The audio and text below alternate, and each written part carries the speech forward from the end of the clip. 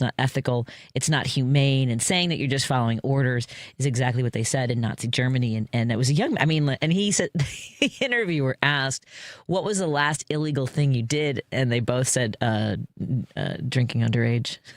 Which meant that they were drunk, and yet this kid really launched into, and it gave me a little bit of hope, because we know in that last conversation that Joan was having in regards to men for choice, that, wondering if we need, more, people who reflect our values to sort of be interviewed by Joe Rogan. Do we need these big podcasts? But knowing that they're young men who, it did seem to, not seem, in the numbers that showed up, that young men were drawn to the messaging of MAGA, and hearing not only the conversation with Men for Choice, but also, the reactions that we're getting across the country to the tactics of ICE agents, to not just ICE, but also blowing up boats, and, the kind of destruction that has come from this administration.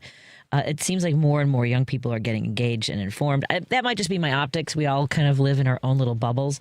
But for whatever reason, that video gave me hope, because there was another video of, there were many videos today of ICE agents already dragging people from their cars at a Walmart parking lot in the Belmont Cragen area. That looked like they were also focusing on Little Village, which had a chance to breathe relief for a little bit, as so many agents, I think it was hundreds of agents, had already left for North Carolina and then for New Orleans. But it seems as though they're back, which we knew. We knew they were, not only were they coming back, but most likely coming in bigger numbers this time around. And it's...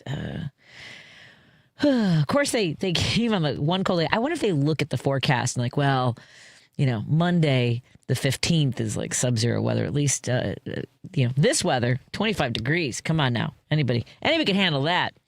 Oh, it's just a nightmare. There are more, some details coming out about the deaths of Rob Reiner and his wife, Michelle Reiner. It looks as though his son. They were all at a party at Conan O'Brien's house, and it'll be so surreal. I mean, all of this in the aftermath of the cruelty of it, of course, alone. But then the idea that Donnie it's not even doubling down. It's taking advantage of a situation. As Laura Loomer retweeted him and said that, he's absolutely right. Rob Reiner's maniacal leftism, wokeism, pointing fingers. And the stories coming out of the actors, the crew, everyone that worked with Rob Reiner, not only in regards to his politics, but what was reflected in his politics was extreme empathy and wanting to help people. The role he played in marriage equality is undeniable, and in so many ways wanted the best for everyone. And I thought it was interesting, when you think about his role on All in the Family as Meathead, as a sort of this, the liberal son-in-law who lives in the house with his wife's father, who is this curmudgeon who is angry at the world because it's moving beyond him, that the world is evolving. But the thing was, on All in the Family, what was funny about the show was how dumb his ideas were, how dumb Archie's idea. We laughed at his stupidity of being racist. And I'm sure there were people who identified with it, right? They're like, no, he's right. He's got a point there. But most of us laughed at how outrageously dumb it was to be that stuck in the past and in your immovable beliefs on what, gender meant, what our skin color means. All the issues that now it's flipped, right? To them, we're ridiculous. If you have empathy, if you are kind, if you fight for the rights of others, you're the one that's to be laughed. Like, we are the target of derision. It's insane to me. And we've seen this all, for the last couple of years now. The first time I saw this sort of like the alpha male crap going around, which was always, a part of culture and entertainment and all those things. But do you remember, what was this, a year or two ago, when Tucker Carlson was talking about, basically getting light to parts of your body where the sun shouldn't shine, and this sort of wanting to ascend and elevate masculinity. What's the kid's name that has Facebook? He says that there's not enough alpha males. That there's a feminization and a wokeism of the workplace. I mean, and what? So what? Like, you have gotten everything. Bezos and Musk and Thiel, and when is it enough? When is it enough to have just hoarded just billions of dollars at the expense of workers who are peeing in water bottles in your warehouses because they can't take a break from their shift? It's absolute madness. But and then everything that's coming out, if you didn't catch this yesterday, but J.D. Vance posted about the young woman who was murdered at Brown University. She was one of the leaders of the on-campus Republican group. So there was a lot of back and forth yesterday on social media. And I know a lot of us, I am not following this all the time, and I probably should get better at how to utilize social media on whichever platform resonates the most. But but there was a back and forth as to whether or not he only referred to her because she was white.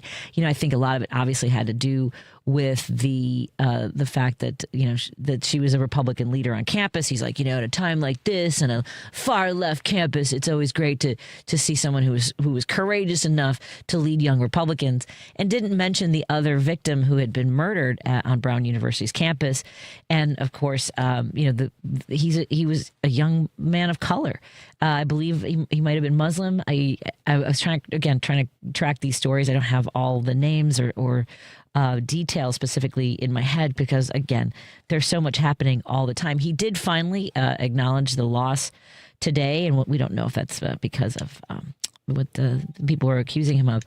But man, I think the story today about Chief of Staff Susan Wiles and all the things that she said apparently in an interview. I mean, do you think that she said that Trump has the personality of an alcoholic? But I mean, how much do you have to drink to tell that to a reporter? What is she trying to leave? And then she said that J.D. Vance is a conspiracy theorist, and then he publicly said, "Well, yeah, I mean, if it's a good conspiracy." I'm sorry, what is it? Do we have different ideas of what conspiracy means? I think we do. So that's some of the issues that are out there today. If you feel up to it, can we open up the phone lines for our listeners, because we kind of have a crowded show? 773-763-9278. That's the number to call or text our show at 773-763-9278. You can also text us to the same number. We'd love to hear from you. And I do want to remind folks that we also want to make sure that folks know that we've got this opportunity to win a gift card from Visa, and we'll tell you more about that in just a little bit, because we encourage you to take this survey. Actually, I'll tell you about it right now. We have a quick favor from you, especially those of you who help spread good information. If you've ever shared something you heard on WCPT or read on heartlandsignal.com, maybe a clip, a story, or a moment that cuts through the noise, we want to hear from you. We're building a network of people who help their communities stay informed, and you might already be one of them. It takes just a couple minutes, and if you fill out the survey, you can enter for a drawing of one of 5 $25 Visa gift cards. Just go to heartlandsignal.com/share and tell us how you pass information along. Again, that's heartlandsignal.com/share, because you are part of how trustworthy pro-democracy news actually travels, and we want to hear from you. That's my favor to you. I also want to thank our sponsors for making these conversations possible. Thank you to Pride Coffee Roasters. Go to pridecoffeeroasters.com and maybe order a subscription for somebody for the holidays. Give them a year of incredible, freshly roasted single origin beans. My favorite right now that I am going through are my Resist Movement blend, and that has incredible hints of blueberry cobbler, a warming spice, and a chocolate malt. And man, I'm just thinking about it. I can't wait to have coffee in the morning. Not that I want to wake up in the morning, but I do like going to bed knowing I'll have coffee. Good stuff. I also want to thank our friends at Source Solar. Go to source.solar and make an appointment with Peter Sorellis. Maybe it's time to get solar panels on your house or business. And right now is a good time to have those conversations so that you can get ahead of spring when you get that work done. So go to source.solar, and we'll be talking to Peter Sorellis and Warren Price this Thursday. They'll be in studio in the 6 o'clock hour. So if you have any questions, please make sure that you have them ready to go. You can text or call us that day. And I want to remind you, because I know that the signal goes away for a lot of folks terrestrially, that you can't hear us on your car radio maybe as well, or in your kitchen or whatever radio that you use, your transmitting radio, transistor. Please make sure that you download the TuneIn app, or you can watch us live on Facebook. Hi, everybody watching on Facebook. Thank you for joining us. I got to figure out how to... Oh, by the way, I want to thank Jerry Walski, who is the social media manager for the page. I do want to thank him. We are now at over 22,000 followers.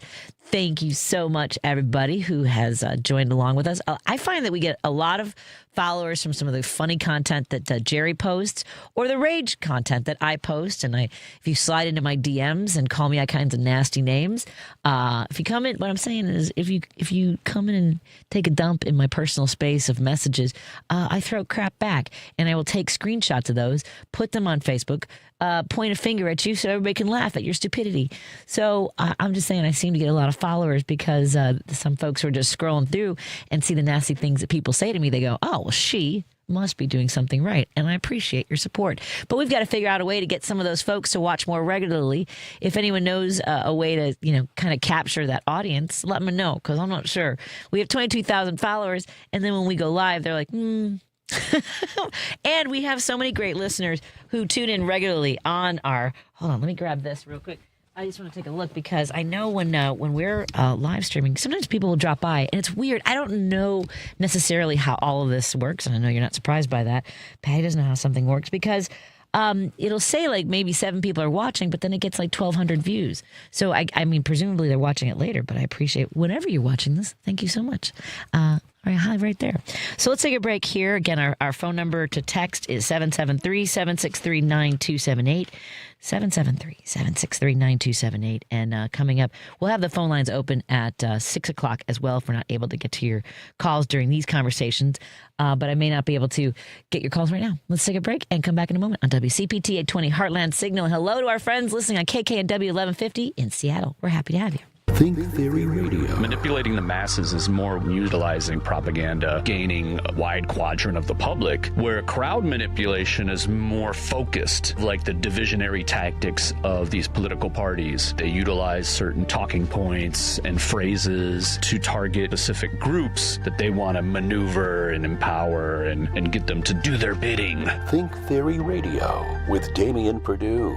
Saturdays at 6 p.m. on WCPT 820. Sniffles and sneezes got you down? GoodRx is here to help with big savings on commonly prescribed cold and flu meds. GoodRx is free and easy to use. GoodRx is accepted at all major pharmacies like CVS, Walmart, and Walgreens. Just search your prescription, find a coupon, then show your pharmacist at the drop-off counter. GoodRx is not insurance, but it works whether you have insurance or not. If you do, GoodRx may beat your copay price. Download the free app or visit GoodRx.com to save today. Hey Google, play WCPT. Streaming Chicago's progressive talk from TuneIn. If you're listening to this station right now, you've definitely heard my voice before. Hi, I'm Hawk. And I'm Pete.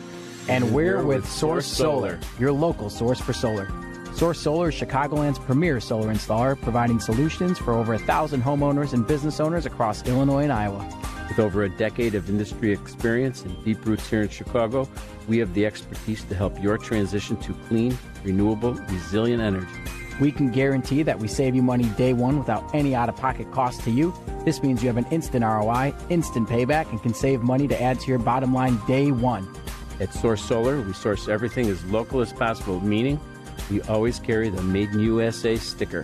Find us online at www.source.solar. Stop in our office at 5710 Northwest Highway or give us a call at 773-985-3992. And don't forget to ask for Hawk or Pete.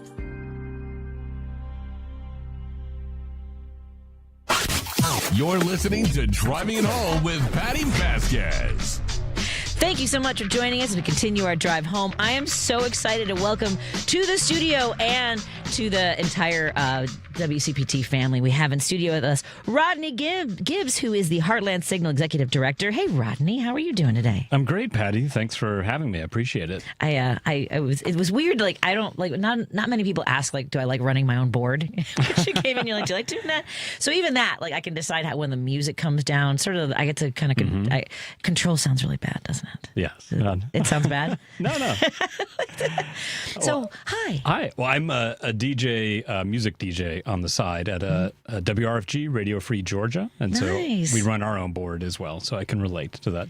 Wanting the control and the nuance. Yes, right? Exactly. It just makes a little difference. Now, I don't know how much you know about me, and maybe I should not disclose this as one of only our first few meetings. I have an appalling lack of musical knowledge. Oh, we'll have to work on that. People have tried for my husband decided to push through it 30 years ago. We've been together for 30 years. He's a patient person. Like, he would ask me questions like, "Hey, do you know who this is?" And it was, and because he was a fan of Elvis Costello, I would just say Elvis Costello for everybody. Yeah. He's like, "That's Madonna." I'm like, "I don't care." Rodney, I love music. There's certain ones that we had a whole segment called Patty's appalling lack of musical knowledge, right. And people would call in and guess whether or not I knew the song. So much so that people would drive off the road. You got to be kidding me. So what makes you do radio DJing on the weekends? Well, I've always been, I caught the radio bug in college radio, and that kind of got me started on just like being, this now middle-aged record store nerd who likes music and radio. And I've always kept a foot in community radio, both in Austin, where I lived for a long time, and then now in Atlanta, where I live. And so it's just a lot of fun. I have a soul music show there. Oh, beautiful. Yeah. And Chicago, even if you're not a music fan, you know that Chicago has some of the best soul music. And one of my all-time favorites is the Staple Singers and Mavis Staples and Pop Staples. So Chicago has always had a warm spot for me for that reason. So one of the things I've learned in the last year is more about the incredible connection between Chicago and New Orleans music as well, which is, we kind of know in the background, but it's different to be down there and sort of walk in those footsteps of all the great musicians. Yeah. So I love that. Yeah. So tell us about yourself. You live in Georgia now. Where in Georgia? Atlanta. Yeah. I love Atlanta. We got a lot of music there, too. A little bit. Yeah. Just a little bit. Hey, Athens, I believe, is the Indigo Girls. That's true. Yeah. that's my jam right Atlanta's Outcast. Yes. And so still, I went to Japan last year, and every record store I went in practically had an Outcast poster. I was amazed. And when I mentioned I was from Atlanta, if they spoke English, they would go, "Oh, Outcast. Yeah, we love Outcast." And I'm like, okay. That was Atlanta's currency is international, at least for Outkast. For Outkast. And so where'd you grow up? I grew up mostly in Houston. Oh, yeah. All right. So born in Tennessee, moved to Houston as a kid, spent my life undergrad or undergrad life, but below whatever in Houston, and then Austin is a lot of my adult life. That's fantastic. I love Austin. It's good. Yeah. But my first job out of college was here in Chicago. And where was WTTW. Oh, that's right. I think we talked about this in passing. So pretty close to here. Yeah. At Channel 11, everybody. That's right. And I lived in Ukrainian Village on North Leavitt, like Chicago and Western, I think, around there. And having grown up in Texas, it was a rough adjustment to the winter, but I survived. Yeah. What time of year did you arrive? Labor Day. Okay, Labor Day is a beautiful time of year. The fall is gorgeous in Chicago. How long were you here? I was here about a year and a half. Okay, so not too long enough to go. I had my Chicago experience. Yeah, and I came out the other side still, my fingers and toes intact. Well, now you have the opportunity to coordinate with us and come visit and do the great work you're doing at Heartland Signal. Tell us a little about the work you're doing and what you and let's just start there, because for folks who don't know, we talk about heartlandsignal.com. We encourage folks to follow the many platforms. There's so many great audio clips, whether it's a legislator saying horrible things or brave. We have some audio we'll share in just a little bit. But tell us a little about the heartlandsignal.com website, the newsroom, and all the mechanics there. Sure. So Heartland Signal is the digital news arm of the radio station of WCPT, and we are watching the entire Midwest. And so most of the team is based right here in Chicago. We have one guy over in New York, but thanks to the internet, we can cover lots of ground. Sure. And so they are, day in and day out, scouring the internet, both looking for things happening at mostly the state level throughout, Illinois, Indiana, Wisconsin, Minnesota, the Dakotas.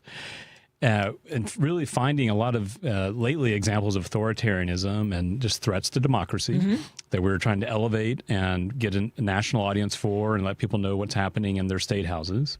And then also holding up champions of democracy, people and groups that are really standing up for First Amendment and for voting rights and effective government. And really, at the same time, calling out the bad guys, trying to hold up the good guys, too, to give people excitement and hope. Well, so I started covering Illinois' state house in 2015, and it was entirely because of a sweeping move that Governor Rauner had made, just absolutely decimating social services, which was happening in states across the country. It was a lot of the basically Project 2025, which was being unpacked in those states, whether it was abortion, whether it was voter, gerrymandering, voter suppression. So I think it's crucial, and so with the work that you've done before, I mean, like, is this kind of an area that is unique in what your background is for political coverage, government coverage, those kinds of issues? Yeah, specific.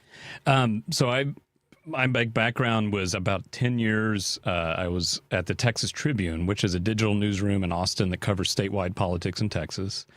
And that's been a real successful model for really focusing on these statewide issues, because often, as you know, like the national guys kind of maybe parachute in and report on something and then they take off. And then some of the stuff just gets under the radar. So my background there, and I've worked in other media in Atlanta and elsewhere, has really been focused on the local and the statewide level. And that's what attracted me to WCPT and to Heartland Signal was, this like really laser focus on like what's happening locally, what's happening regionally. DC is going to DC, and we need to be aware of it and all that. But the real change that we can affect, I believe, is, happens locally. It happens on the doors we knock on the people we talk to, on the people we vote into office at city council and at the state ledge and et cetera.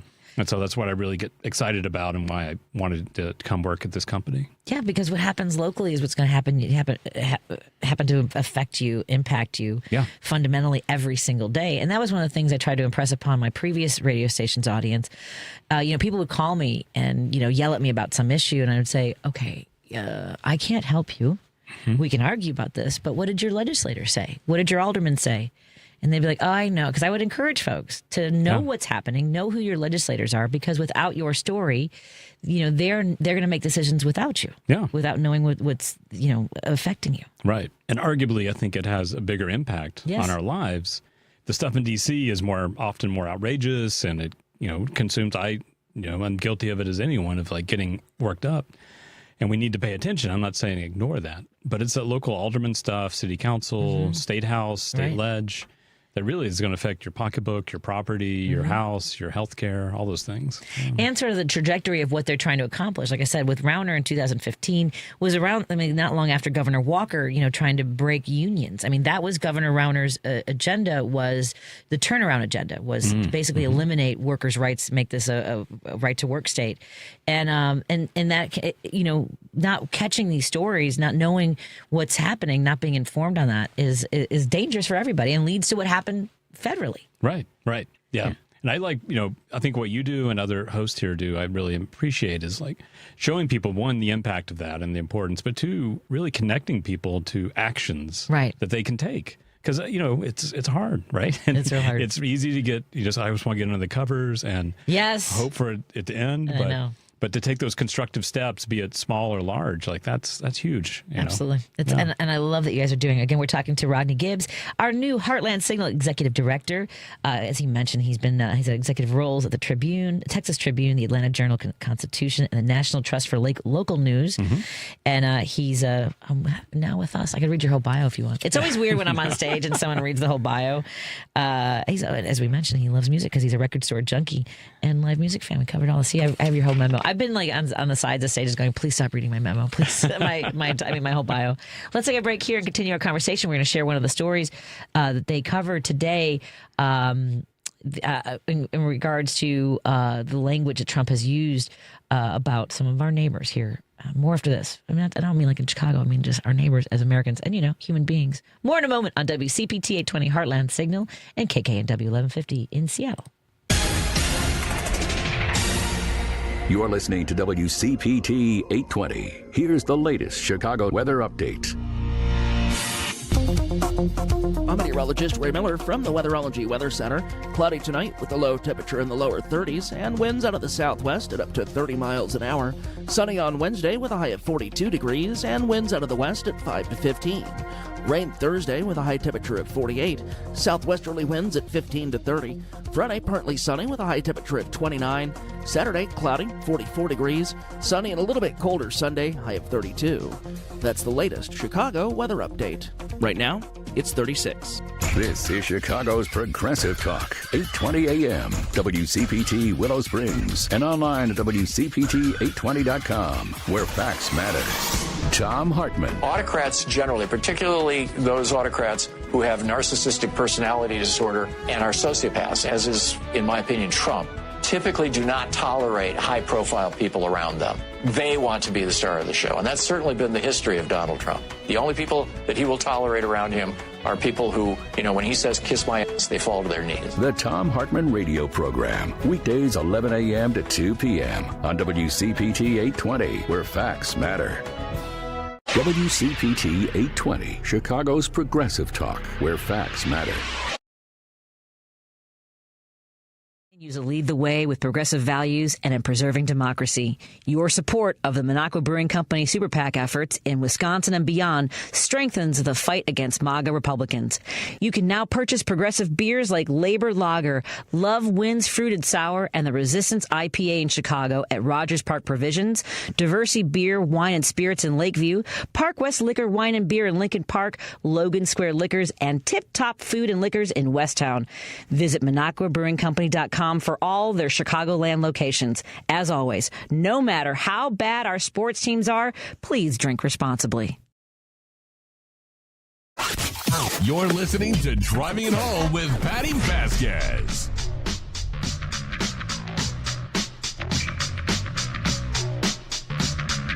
Thank you so much for joining us as we continue to drive it home. In studio with us is our friend, but now also our new executive director for Heartland Signal, Rodney Gibbs, joins us. And what has surprised you? I guess since you have worked in media for quite some time, and there aren't a lot of progressive stations. What has surprised you about joining our team here at WCPT? Yeah, a couple things. One is, I think just the listening to your show and Jones and Richards and Edwin's and others, hearing the callers and the type of, comments and ideas and questions they have, and just the, I feel it and I hear it in their questions and voices is like, it's a community, right? Yes. I feel like people with your show and others here have found, like, oh my gosh, it's not just me.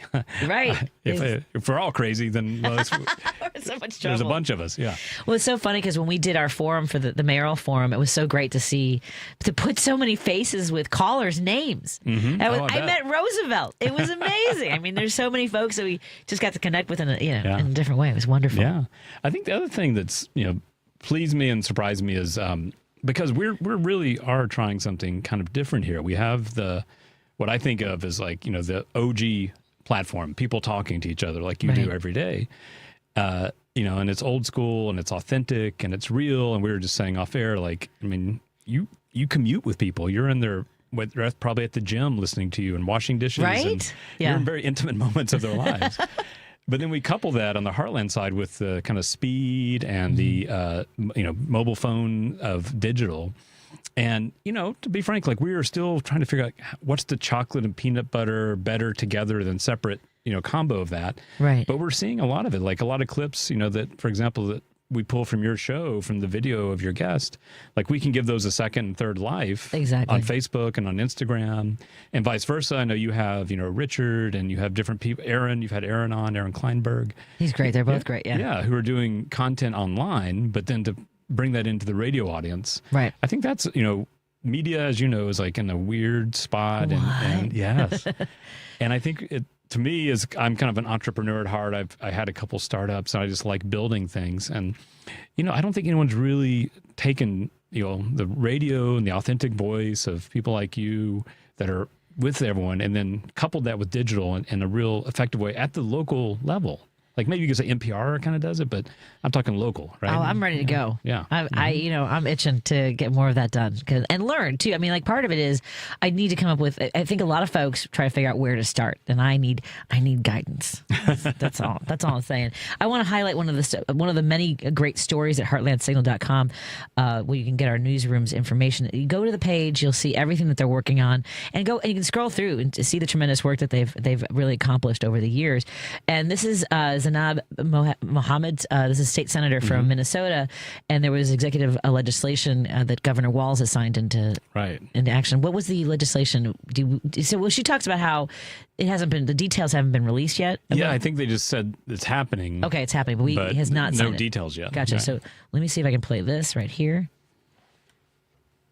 Oh, it's not playing. I don't think I have it. It says no. You saw Andy come in and let's see. Yeah. That mentioned these executive orders. Hold on. And the story said the details were not public. How do I? Yet the gun lobby had said that the orders are. Let's pause here. Let's do this. Can I play it again? I want to make sure we get this. I read a story yesterday that mentioned these executive orders. And the story said the details were not public. Yet the gun lobby had said that the orders are unconstitutional and a power grab. Let me repeat that. The announcement was not made. The gun lobby did not know what the announcement was and was already saying whatever it is, it's unconstitutional. That's our opposition on this issue. It's absurd and should be treated as such. The Republicans need to choose if they are a part of that opposition or if they can be partners. Minnesotans are demanding that we make an honest effort and declare where we stand on weapons of war. And in the Senate next year, we will. Yeah, I mean, and this is something that, in Minnesota, I still try to wrap my mind around some of these state houses, right? The dynamics of the supermajority in Madison, at least finally they've been able to untangle some of that with the Supreme Court that now leans a little bit more in a logical direction. But following these stories and seeing what people are trying to accomplish, and the NRA it's always, I don't care what it says, it's definitely unconstitutional. Which part? Well, the whole part. But you don't even know what it is yet. Well. It's really they're taking everything, isn't it? Yeah, it seems to be. But that is a good example, though, of the Heartland team is, day in and day out is looking for, interesting clips. Some of it's like that, like from a public event or press conference. Some is, I'm sure you recall, you were all over this when ICE was hard and heavy here several weeks ago, and Greg Bovino personally tossed tear gas. Yeah. One of our folks at Heartland found that video very quickly from an individual who took it, and we put it out, and it got traction. Right. And I don't know if it was because of us or other people, but we certainly helped draw attention to it, which I think played a small part in, dragging Bovino into court a few days later to be held accountable for that. Yeah, so, it makes a difference because we know that stories that Heartland Signal has done have been picked up by MSNBC and Comedy Central, and I think John Oliver, maybe? John Oliver. I think even Colbert at one point. I mean, there's obviously a need for it, and it's in large part because really they aren't covering state houses. Like in Springfield, I think they have an NPR, and I don't know how long that is going to last or if they're even still there. The Tribune has somebody watch it remotely, those kinds of things. That they're not necessarily grabbing all those stories, right, and elevating it on a platform like ours. Yeah, that's part of the hardship of local media has really been hit in so many ways by so many things over the years. I saw this in Texas, and part of the reason the Texas Tribune emerged was that the local media, radio, TV, newspapers, just stopped covering the Texas State House under the argument well, no one really cares. And in Texas we said, well, I think people do care, and there's stuff happening there that if no one's watching, it's not going to be pretty. Exactly. Yeah, and you need that sunlight for disinfectant. Well, and that's with so many things happening with AI and what people are drawn to. I mean, we have to keep that vision of connecting with people and helping amplify things that are impacting them. If it's whatever that shakes them loose, and look, if it's because we're vintage radio. I mean, like the young kids, they like the the old school stuff. Mm-hmm. Yeah, zines are back. I have a daughter who's 23, 24, and like she's into zines. Exactly. Yeah. Oh my God, the stuff that's out there.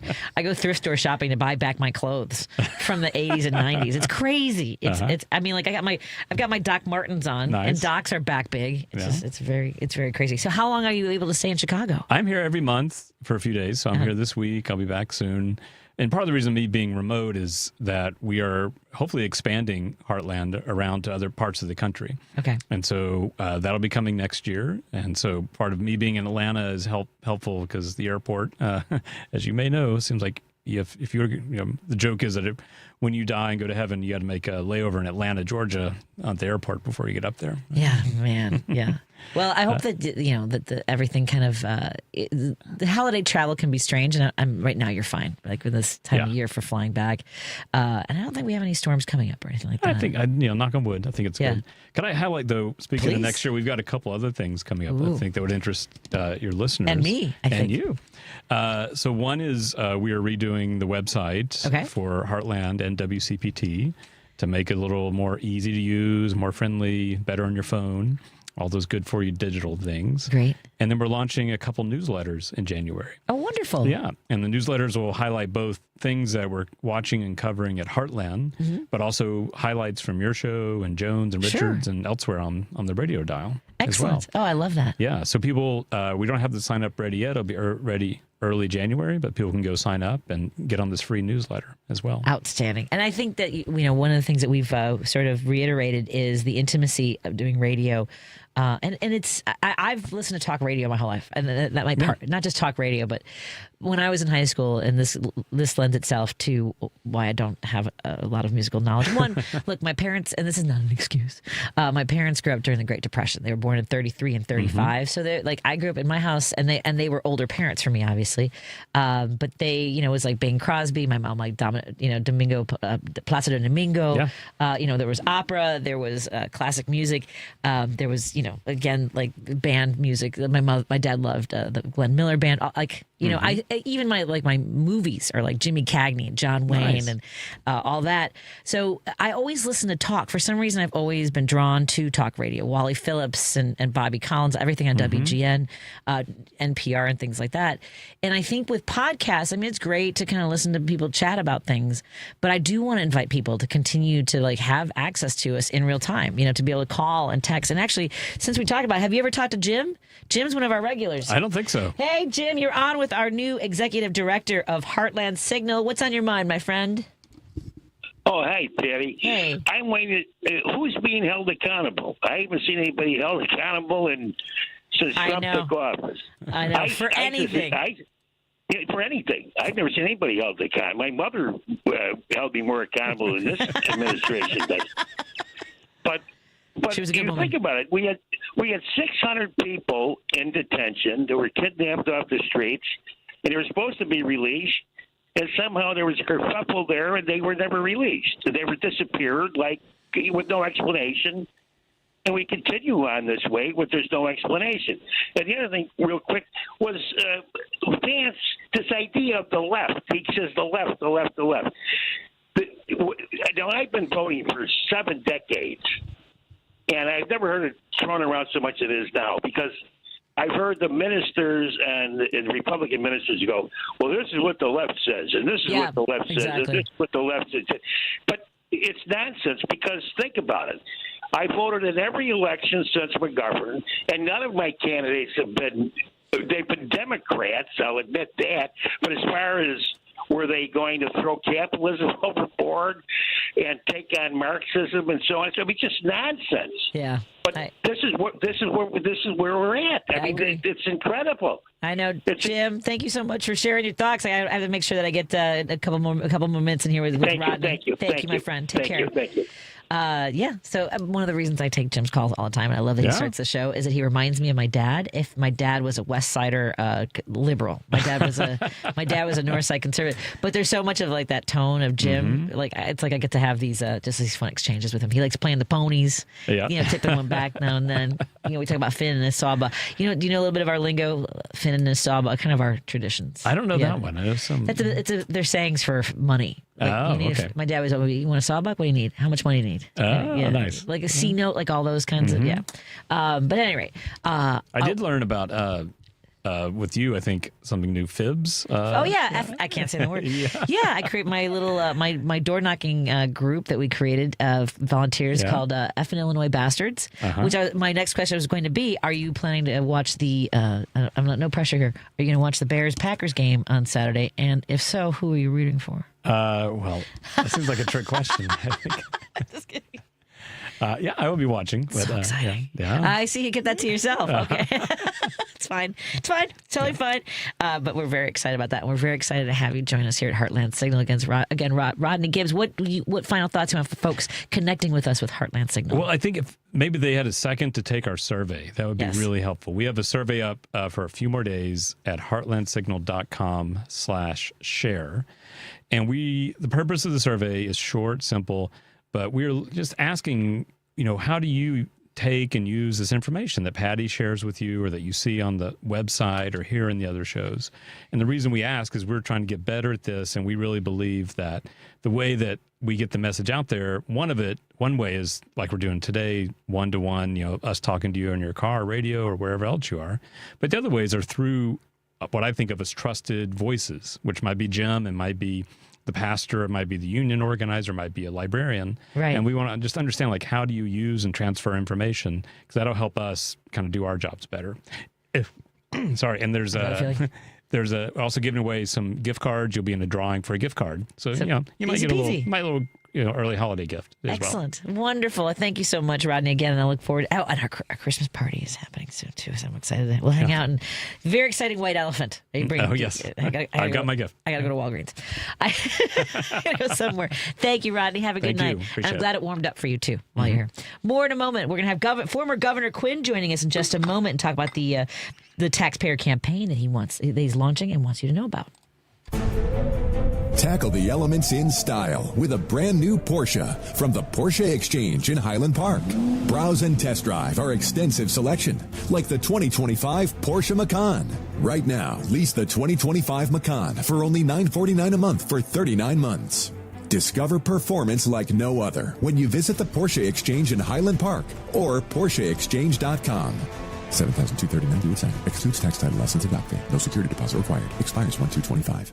Hey, Clerk Elise, you got a guy who can fix my lamp. I do. At the Township of Lyons Repair Cafe, neighbors help neighbors repair all sorts of things from lamps to vacuums.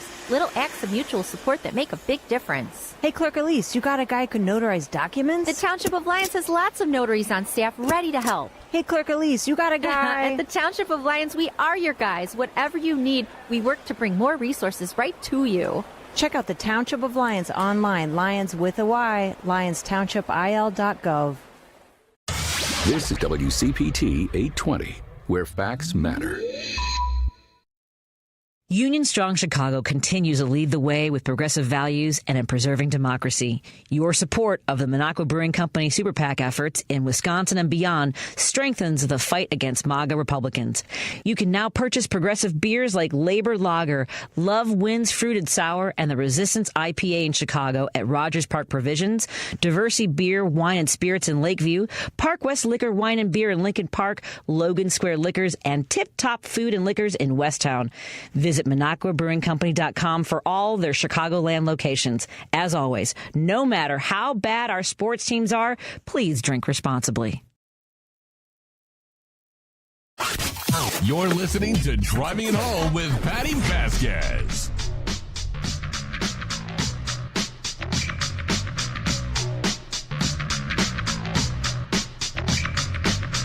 Thank you so much for joining us as we continue to drive it home. I'm your host, Patti Vasquez, and thrilled to welcome to the studio with my guest co-host for the rest of the show, Carmen Navarre Gercone. She's a law enforcement expert, and she has run for Cook County Sheriff's Department. And on the line with us, someone who's not a stranger to elections and doing the work of the people is our friend, former Illinois Governor Pat Quinn. Sir, how are you doing this evening? Well, very good. Good to talk to both of you guys. And I want to remind everybody listening that this is the 252nd anniversary of the Boston Tea Party. Wow. And we've got to take the energy that occurred a long time ago and apply it today to changes in Washington and here in Illinois. One thing that I've been working on is a millionaire amendment for property tax relief, where we put on the ballot a year ago, in November of 2024, a 3% surcharge only on millionaires in order to fund property tax relief for families and businesses all across Illinois. It would be $4.5 billion worth of property tax relief. And we got to, between now and next November, get this on the ballot and let the people vote on it and hopefully pass it into our Constitution. That's amazing. I feel like I've been down this road with you. Not you, I mean, you specifically, but also like not you specifically. You know what I mean? Like over the last 15 years, you and I met when you were governor, and Senator Dan Katowski and I were advocating for a lot of services. You know, you sat down with me and kind of worked through like what your view was of helping people who have disabilities in Illinois. And so many of the programs and visions that you had were absolutely, I mean, crushed when Governor Rauner came in. I mean, because there was an initiative on the ballot when he ran about taxing millionaires over $1 million. Wasn't that right? Well, I put it on the ballot in 2014, and it passed by a over 60% margin. The idea is a 3% surcharge only on millionaires in Illinois. We've got 77,000 millionaires in our state. This is people who, in the course of a year, declare more than $1 million in income on their income tax.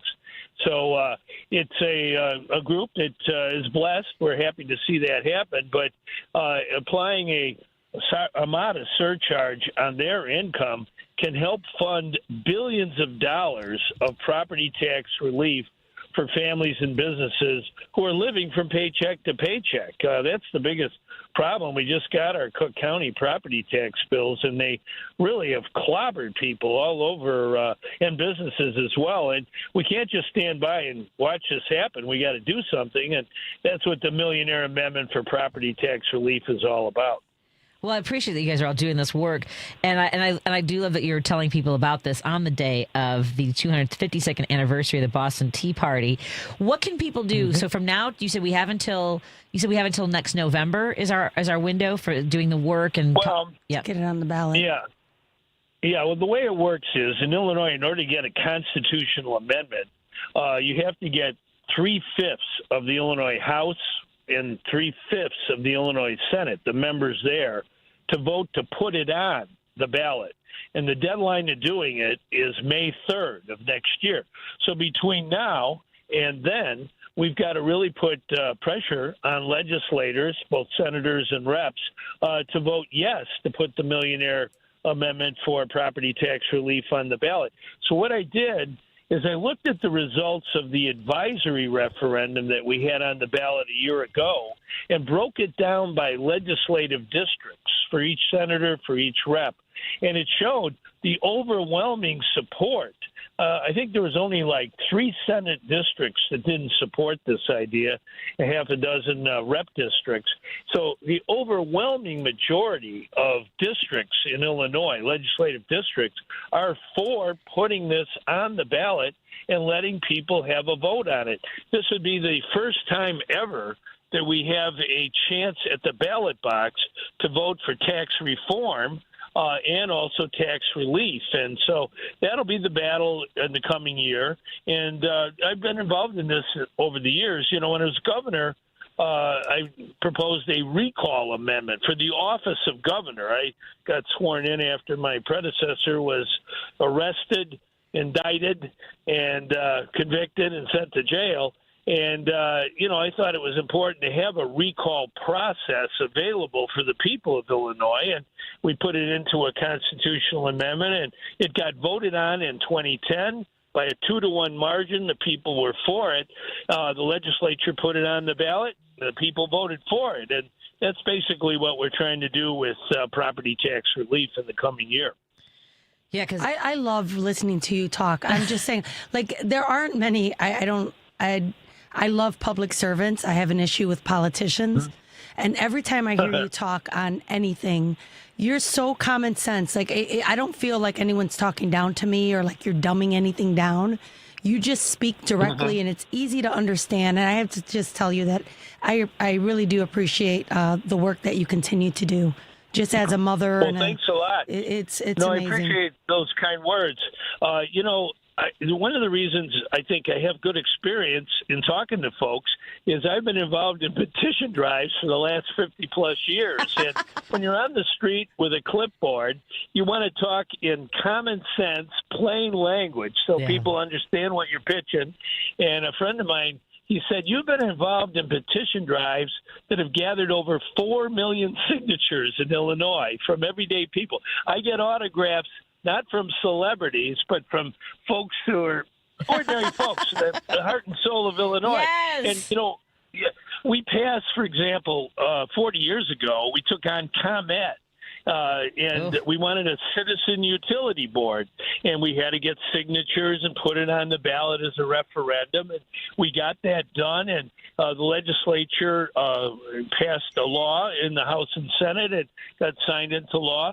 And we've had CUB, Citizen Utility Board, for 4 decades, mainly because everyday people signed petitions, circulated petitions for protecting consumers, not the big utilities. That's amazing. Yeah, as it should be. Now, I do want to direct our attention to another issue, which would be it's Governor Quinn's birthday, everybody. Happy birthday, sir. Well, that's right. And I don't know very good. I don't know who's on the line with us, but we just opened up the warm line. We have some folks on the line that want to talk to you. Hello, caller. Oh, great. Are you there? We just opened up the warm line. We have some folks on the line that want to talk. These are young folks, Governor Quinn. They don't know how radio works. If they're listening to the radio, they have to turn. Can we have the caller from the 510? Please lower your radio. Please turn your radio down. That's right. That's what we usually say. Yes. Hey, hello. Are you on the line with Governor Quinn? Yes. Hello. Who are we talking to? Hi. Hi. This is Karina Daniels and Eric Heineman. And we're calling to wish you a very happy birthday, I know those guys. Well, I appreciate the kind words there. You know, my youngest son was born on December 16th, and so we have the same birthday. And his grandfather was born on December 16th. So there's something about the Boston Tea Party anniversary, December 16th, that seems to run in our family, and we believe in rocking the boat. And I know WCPT listeners understand It's time to make changes in America, and the only way it's going to happen is if we band together, not for profit, for good causes that we believe in. I appreciate that. Now, folks on the line with us to say happy birthday, are you guys staffers with Governor Quinn, former Governor Quinn? Former staff. Well, and I work with Governor Quinn now, doing some media work with him. Okay. Yeah. Well, Excellent. I know Cabrina and Eric is just a leader in renewable energy, particularly solar energy in Illinois. And, that's the point. You got to have people that take charge, take initiative, go forward and try some new things. That's why I believe in petition and referendum. Sometimes the only way you break through in something like the Millionaire Amendment for property tax relief is we use the power of referendum to show legislators what the voice of the people, what the people want, and hopefully we can get legislators to do the right thing and give us a chance to vote on a binding referendum in November of next year when we go to vote a lot of politicians who are doing bad things in Washington, send them home. That's right. Just like we send them home. Send them home. Yeah. Well, thank you so Well, much. King George learned the lesson of the Boston Tea Party, and we didn't like his tax system, and we've got to do the same thing to the Illinois property tax, which is not based on ability to pay and is really harming the ability of people to stay in their homes and buy a home. And we don't want to have a tax burden that's too high. Well, thank you so much for joining us, sir. Again, folks, get a hold of your legislators and tell them that you want to get this on the ballot.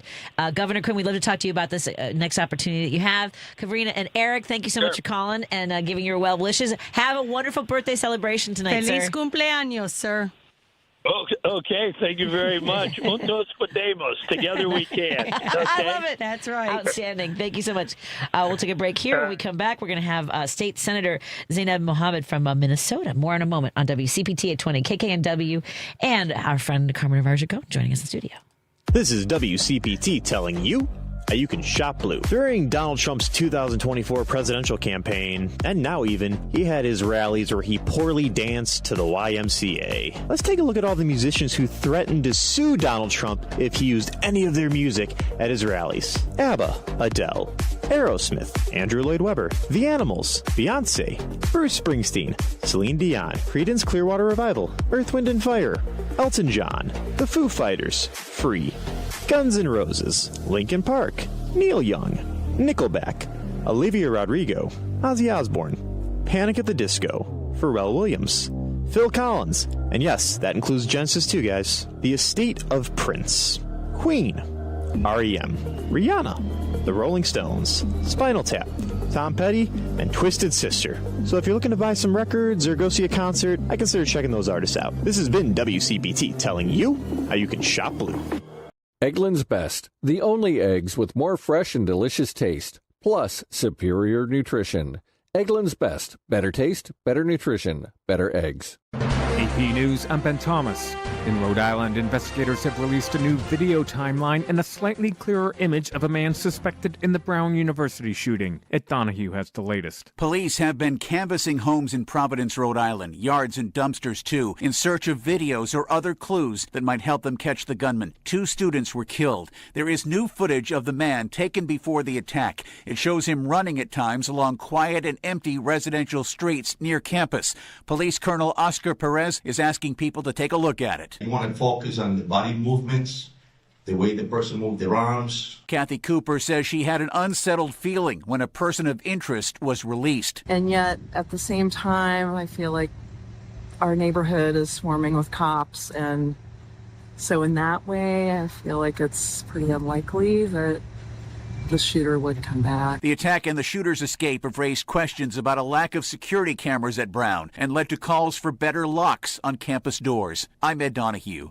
Nick Reiner's been charged with 2 counts of first-degree murder in the killing of his parents. In Washington, the Trump administration's doubled the number of countries affected by travel restrictions, adding another 20 and the Palestinian Authority. It cites national security concerns, including the arrest of an Afghan national in the shooting of 2 National Guard troops last month in the nation's capital. House Republican leaders are determined to push ahead with a health care bill, but Speaker Mike Johnson says that will not include a vote on extending Affordable Care Act subsidies. We looked for a way to try to allow for that pressure release valve, and it just was not to be. We worked on it all the way through the weekend, in fact, and in the end, there was not an agreement, wasn't made. Now, everybody was at the table in good faith. The U.S. economy added 64,000 jobs in November, but lost 105,000 in October. Unemployment at 4.6%. Stocks closed mixed. The S&P and the Dow down, the Nasdaq up. This is AP News. After a global outcry, FIFA's slashed the price of some World Cup tickets to as low as $60 instead of more than $4,000. They'll go to the national federations whose teams are playing for fans who've attended previous home and road games. And Gethin Coolbaugh reports. Kurt Cignetti has been named the Associated Press Coach of the Year in college football for the 2nd consecutive season. He is the first coach to win the award back-to-back since it was first presented in 1998. Cignetti has led Indiana to unprecedented success. The Hoosiers are 13-0 this year, Big Ten champions for the first time since 1967, and the top seed in the college football playoff. Cignetti received 47 first-place votes. Texas Tech's Joey McGuire and Vanderbilt's Clark Lee received 2 each. Virginia's Tony Elliott got 1. I'm Gethin Coolbaugh. More news and the latest developments at apnews.com. I'm Ben Thomas. Thank you for listening. This is 820 AM, WCPT Willow Springs, and streaming worldwide at WCPT820.com. We are Chicago's progressive talk, where facts matter. Now, your WCPT 820 weather update.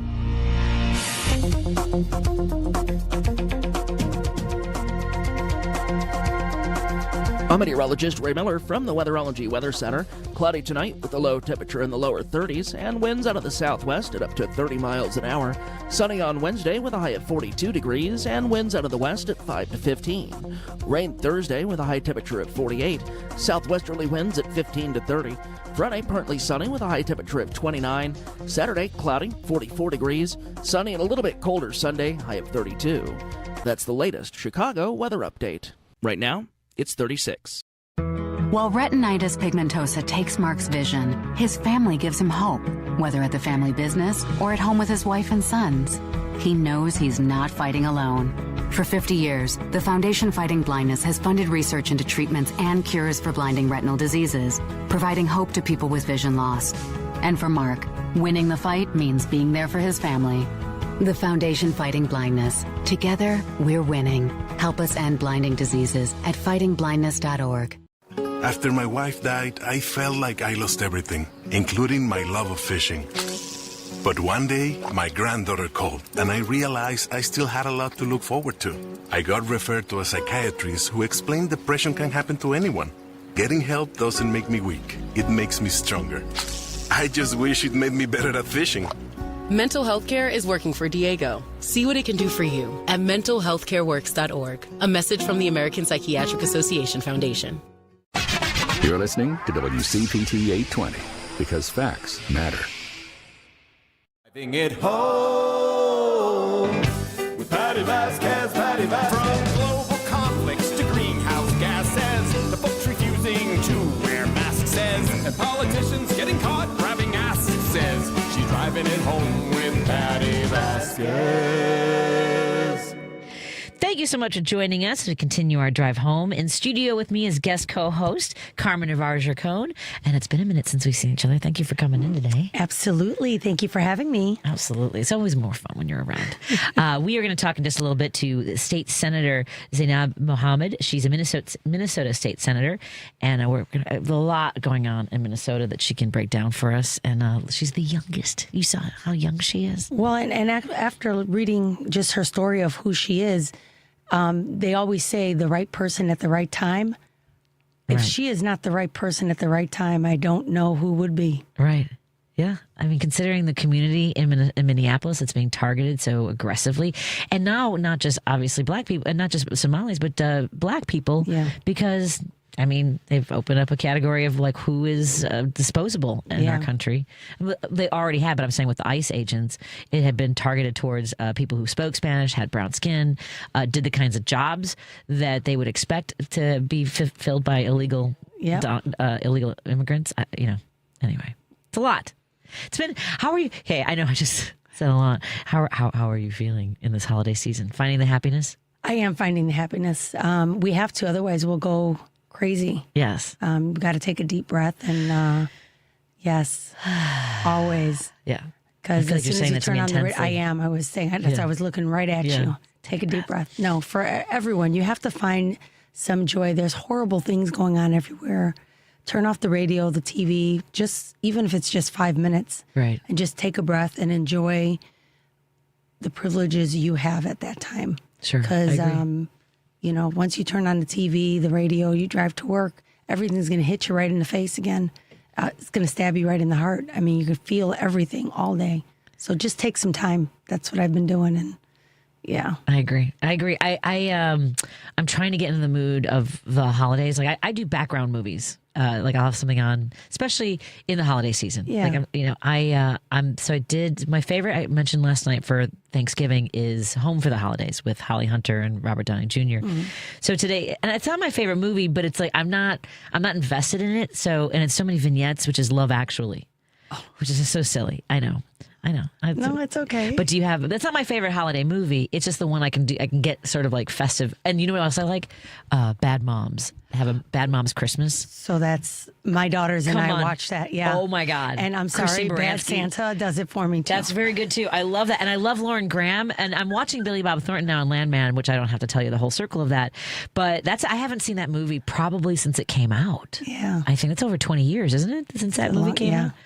Yeah. So you kind of like a little bit of the darker. Yeah, I just like that it's not my life. So to watch somebody, you know what I mean? It's like, it's not mine. So yeah, that's fun. Yeah, Bad Moms is fantastic because it's got raunch, it's got silliness.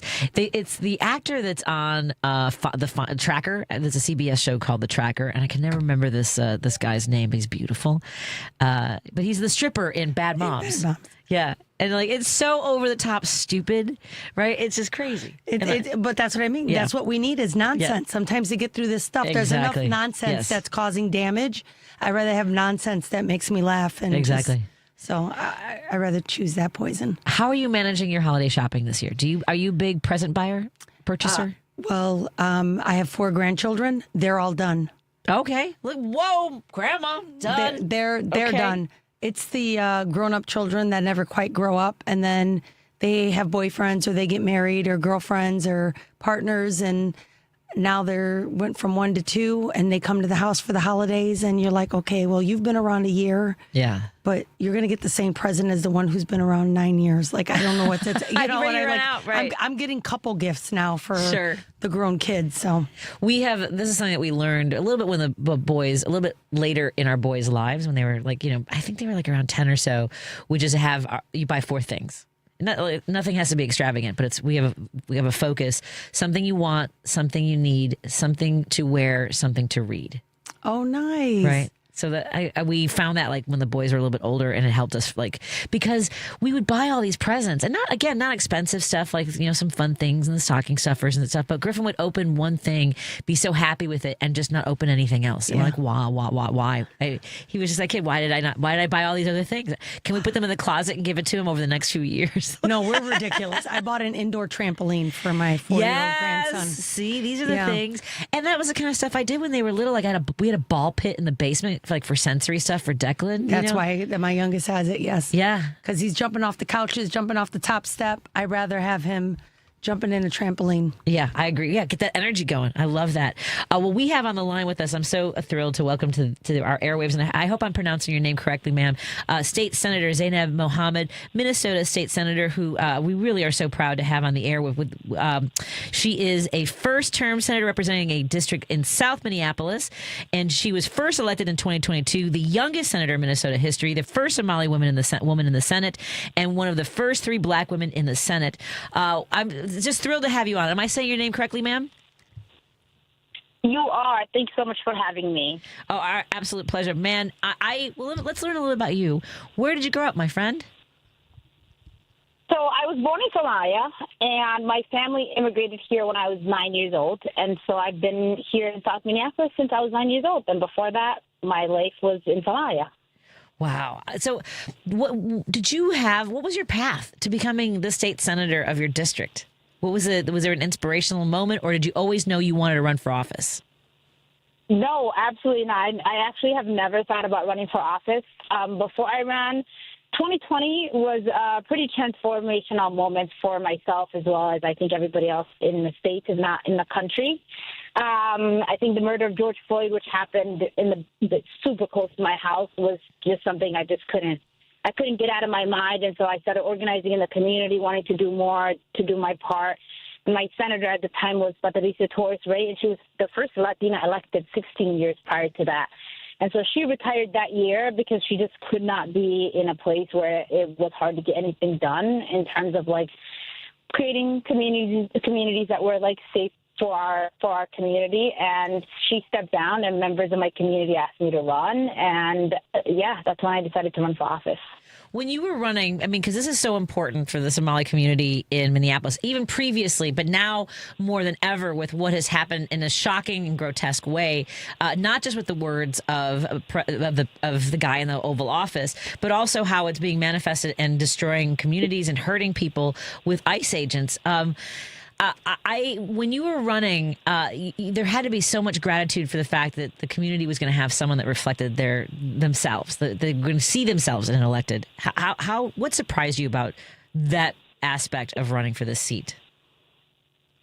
Yeah, when I was thinking about running, I hadn't realized how the magnitude of the seat I was running for, the impact it would have on people.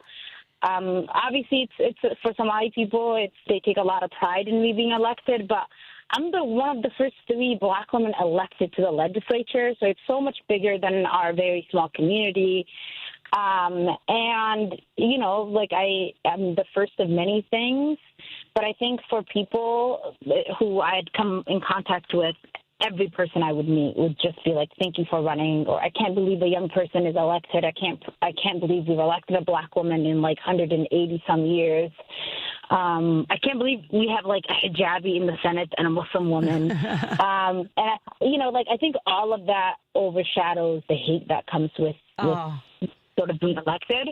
And that is sort of what I go back. I very often will go back to the picture of when I was getting sworn in and my mom was there, and I will read the quote tweets, and I just see like so many people across the country just being so proud. And, you know, like these seats are so much more than us. It's not about us as individuals. It's about the people you represent. It's about how it makes them feel.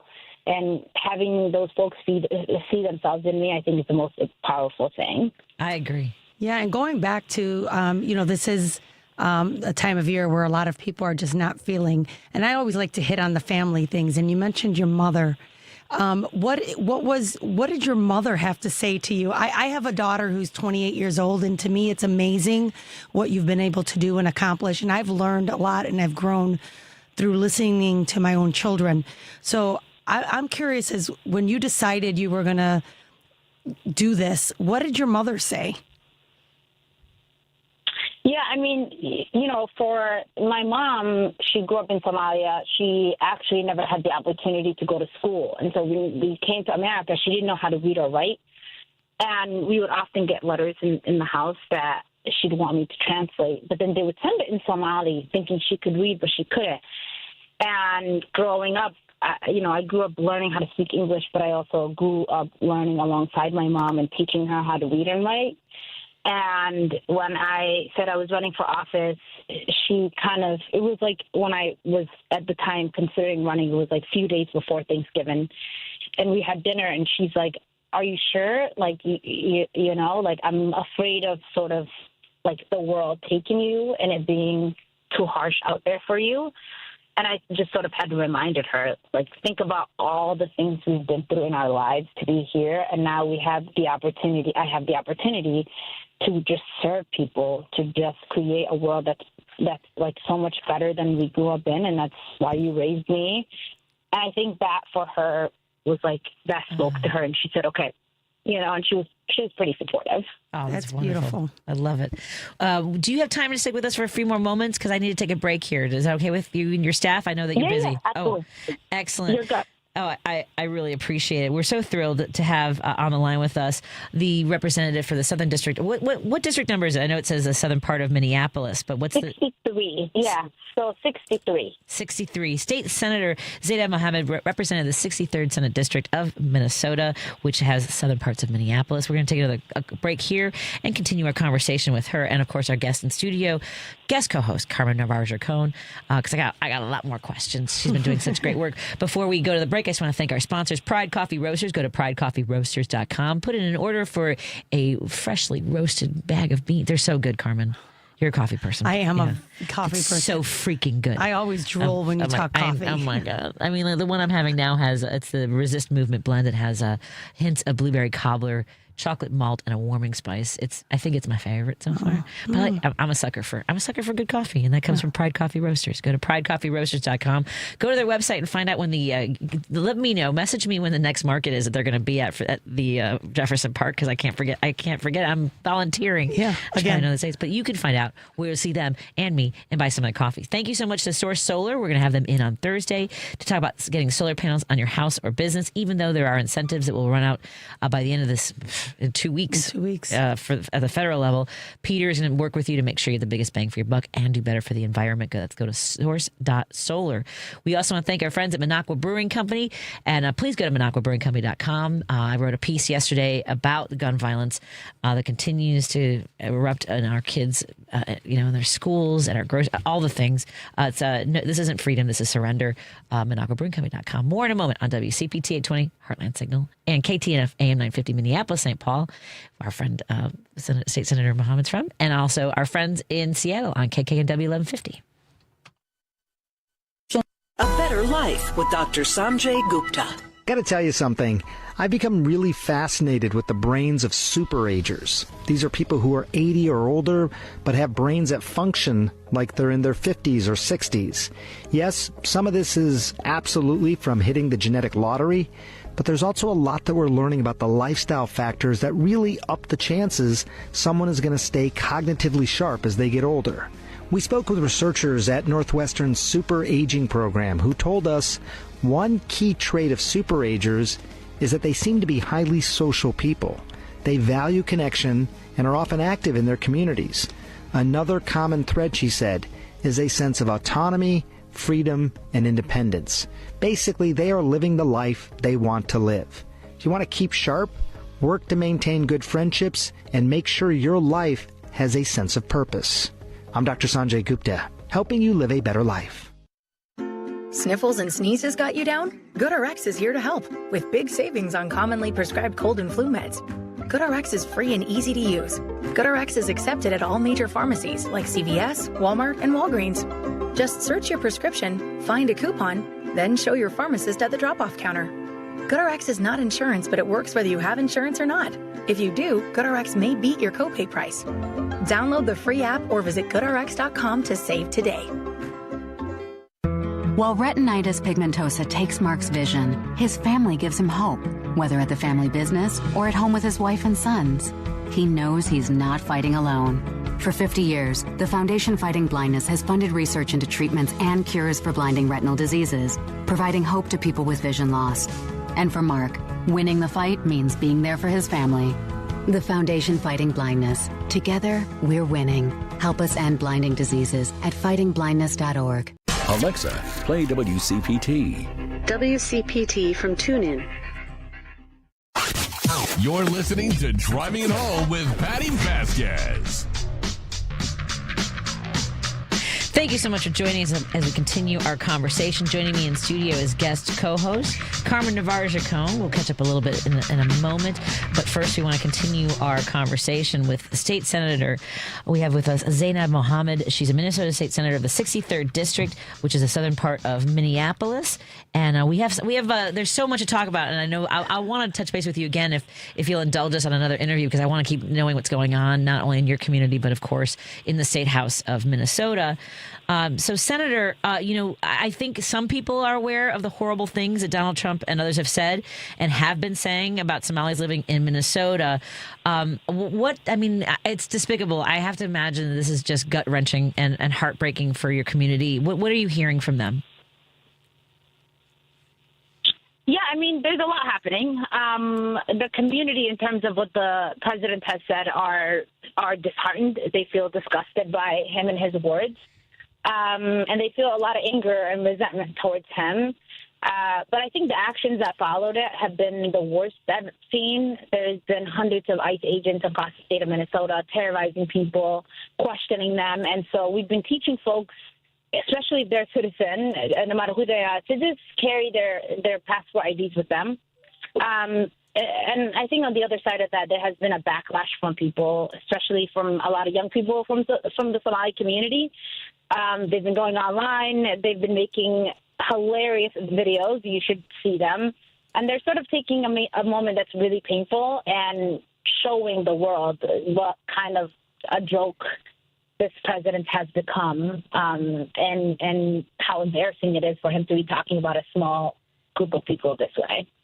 Man, so why do you think, why do you think he's doing this now? Why do you think they're saying these kinds of things, and this crackdown, which is not just with ICE agents, but also with the Treasury Department, Small Business Administration, the FBI?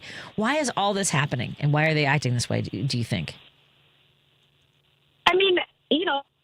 One, it's because this president is a bully. That's the honest truth. And they've been saying that there have been 400 arrests in Minnesota, but things have just been chaotic, and I think the reason why they're doing what they're doing is because it starts with one community, but it doesn't end with one. This is the tiniest immigrant population in the country, probably. There's less than 200,000 of us across the nation, less than 80,000 of us in Minnesota. Most of us, over 95% of us, are U.S. citizens.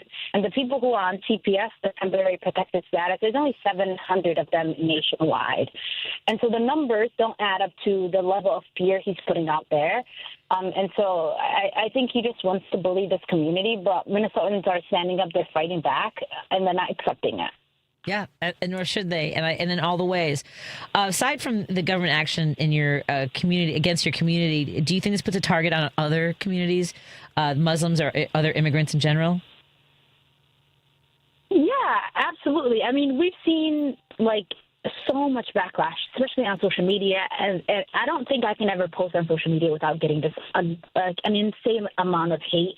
And that's happening to our small businesses. They're getting calls of just hate crimes. The mosques are getting overwhelming calls of people who are just saying really horrifying things. And we're seeing something we've never seen in our lives. Obviously people say things that are horrible, but we've never seen this level of ambush against the community.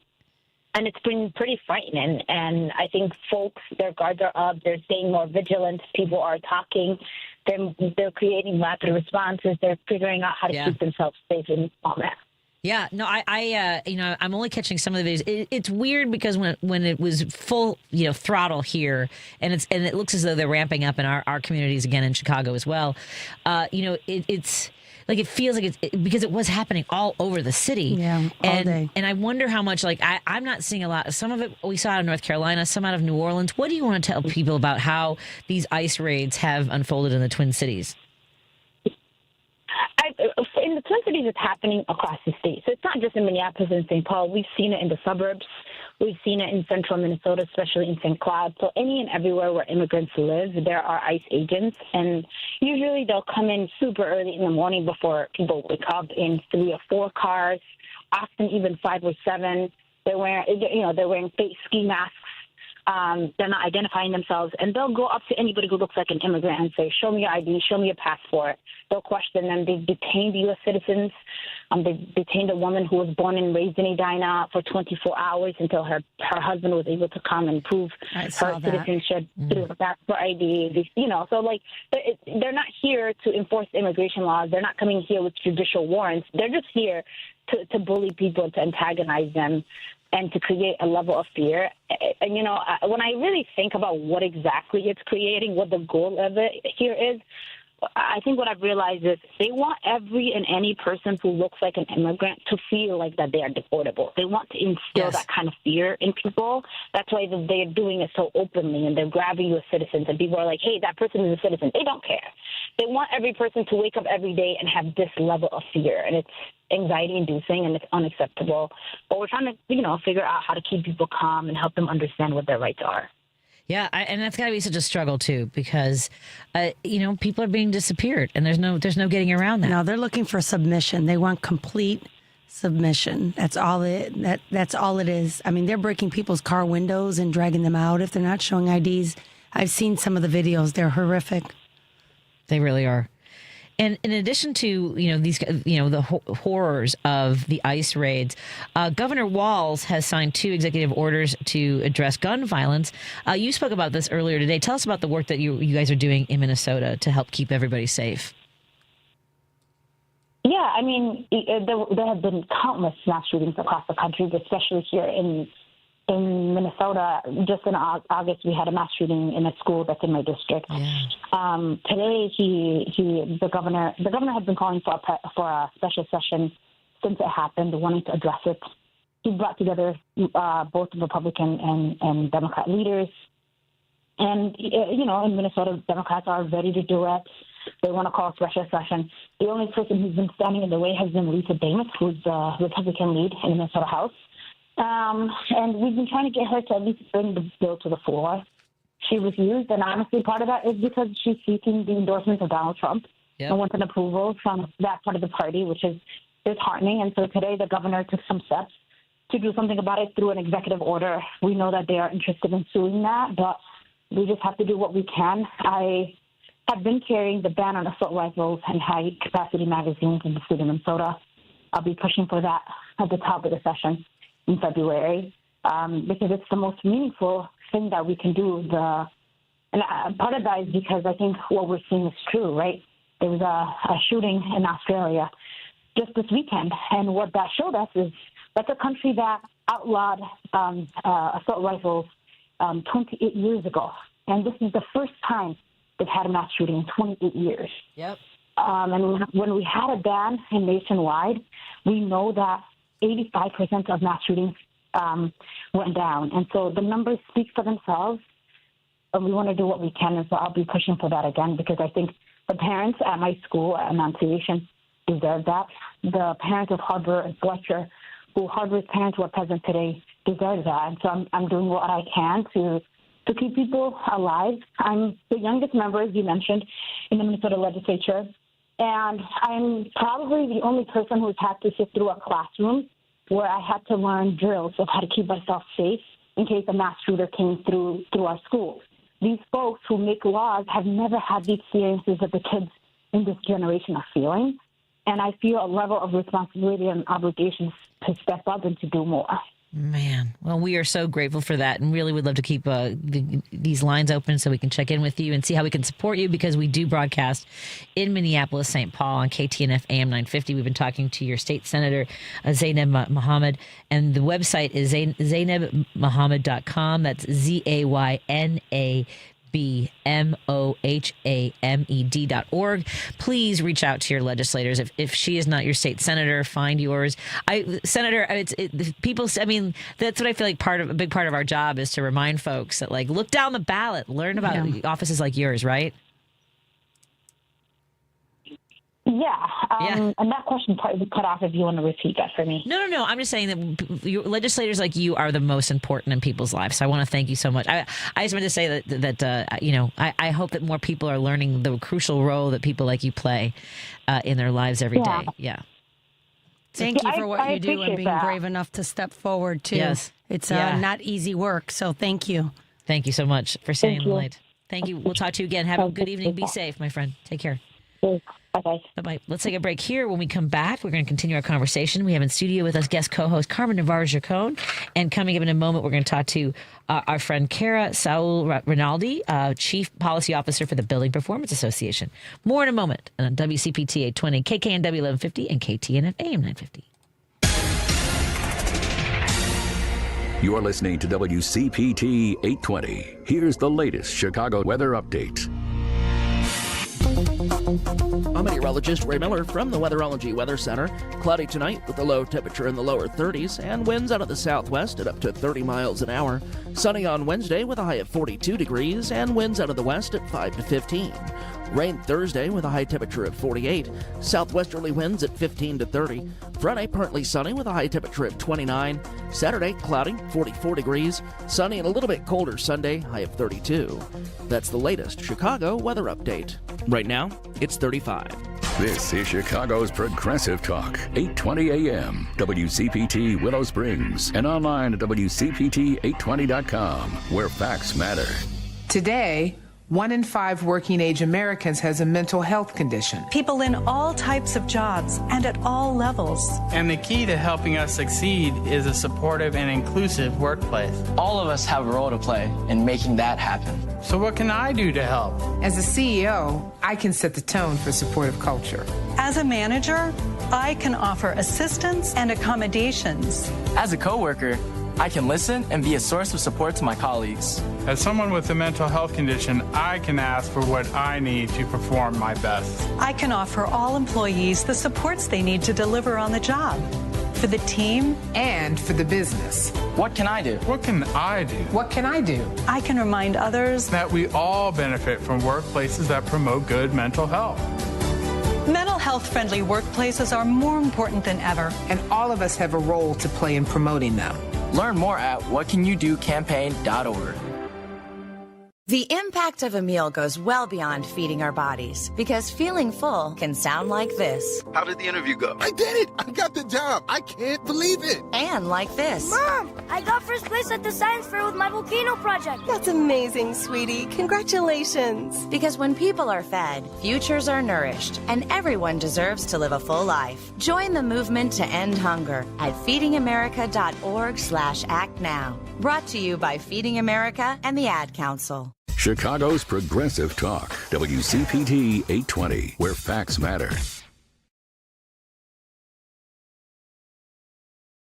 If you're listening to this station right now, you've definitely heard my voice before. Hi, I'm Hawk. And I'm Pete. And we're with Source Solar, your local source for solar. Source Solar is Chicagoland's premier solar installer, providing solutions for over 1,000 homeowners and business owners across Illinois and Iowa. With over a decade of industry experience and deep roots here in Chicago, we have the expertise to help your transition to clean, renewable, resilient energy.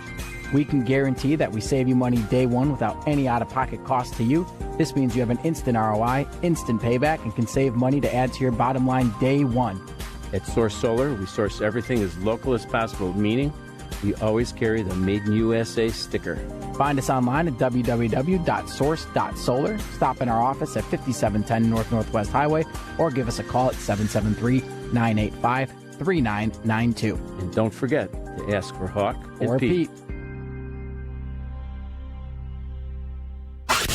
You're listening to Driving It Home with Patti Vasquez.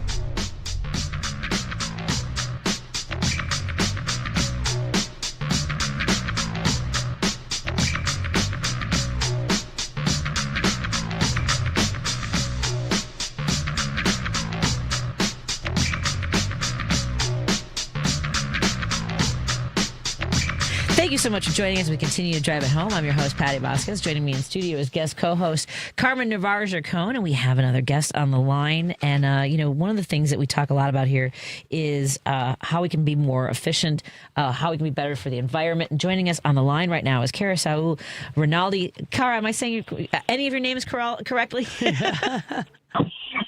Thank you for having me. It's Cara Saul-Rinaldi. I'm the Chief Policy Officer for the Building Performance Association. And tell us a little bit about this organization, because we are not familiar. So the Building Performance Association is a national organization which represents the energy efficiency industry that is upgrading homes across America. And we, it's one of those things where I often look at, new construction, and I think, so many opportunities to do better for our environment and the way we live. So tell us a little bit, because we hear about energy efficiency all the time, and I think it's become background noise, right? We're like, to me, it's like, okay, I'll get new windows or new doors, so I can save on my heat and my electricity. Right. So tell us a little bit about what is energy efficiency. So energy efficiency is exactly that. It's doing more with less when it comes to energy. So high efficiency systems, controls, windows, insulation, adding additional insulation and air sealing to your attic or your walls, and making sure you buy Energy Star certified appliances that are really the most efficient in the marketplace. These are the things that make houses more efficient. And when you really look at a house as a system, meaning that you put in the HVAC, the heating and air conditioning, and the water heating equipment, and making sure it's sized appropriately for the house, and that you have the right amount of insulation so that your home can stay warm and cozy in the winter or cool in summer. Those are the things that energy efficiency helps provide. It also helps make the grid more secure, because we're able to, moderate when a home or a building is using energy on the grid. It could, if there's a lot of demand on the grid, buildings can actually pair off and maybe use their energy at a different time. It's called load shifting. So energy efficiency is more than just the equipment. It also can make energy more smarter on the grid, making it easier, making it so that our grid stays stable and we don't have blackouts and brownouts. Man, and the thing is, when we think about that big picture of it, like, how can we contribute to the system in a way that is both impactful for our own, our own sort of power needs, and then how it impacts the rest of the system? Because I've been trying to figure out, like, I know my friend from the Source Solar explains to me solar panels and things like that, and my eyes glaze over. We're all kind of a little bit like that, aren't we, in some ways, when it comes to all the mechanics of this? I mean, not you. I mean us. I've been doing it for 30 years. So. Not you. I mean us. I'm a bit of a nerd about it, but yes, energy. You talked about energy efficiency, and yes, people do. Their eyes glaze over. Particularly, some of the policies are very specific. We talk about cost effectiveness test measures and carbon reductions. There's so much that can be really nerdy, but I think the key thing is that we don't want to waste. Energy is an important resource, whether you're using solar or whether you're using natural gas. You don't want to waste those resources. Either we want to be able to do more with less, and energy efficiency helps us do that. And we all want to be able to do that. So that's amazing. Right. What jobs do energy efficiency workers do? That's what I was going to get to. Oh, yeah. What should I tell my grandchildren to study in college so they can help save? Yes. So energy efficiency jobs are in every state and nearly every county in America. So they are really one of the most reliable jobs. Energy efficiency is one of America's strongest and most reliable job engines. So this includes those who are manufacturing and installing all of those systems I just talked about, the controls, the windows, the insulation, all of the products. It also includes those who are designing and constructing these high-performance buildings to make them built right in the first place and meet really high environmental performance ratings. It also includes those who are upgrading and repairing. So, a home built today is an existing home tomorrow, and we have 140 million residential units. And so we really need to make sure that we're upgrading those homes and making them more efficient. I mean, plenty of houses. I'm in the Washington, D.C. suburb, and there's plenty of 1950 houses here, and all of them could use a little bit more energy efficiency to them. So there's also those who are educating property owners and managers, whether or not they're working on with schools and municipalities and military bases. All these buildings also need upgrades. They're also analyzing building data. So software is also a big part of energy efficiency jobs, as is those who are providing loans and financing for energy savings performance contracts and other upgrades to helping homeowners be able to afford these upgrades. So an energy efficiency worker is kind of across the board, but the key thing is that they're a part of this reduction in waste and the support of the economy growing in a healthier, more sustainable way. That's amazing. I wish I had learned much earlier in my life about all of that. It was never a conversation at home. Now my grandkids come home talking about it. They talk about it at school. They talk about it. Gma, you have to turn off that light. Gma, these are not the right light bulbs. I'm like, what light bulbs should I be buying? And they start ranting. They show me pictures. So we have to go to the store and buy new light bulbs because apparently Gma was buying the wrong light bulbs.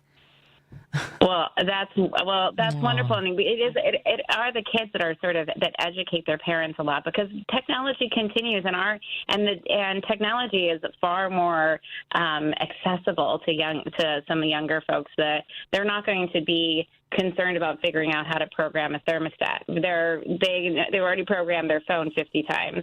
So, and then we think about, most energy efficiency businesses are actually small businesses. 94% have fewer than 100 employees.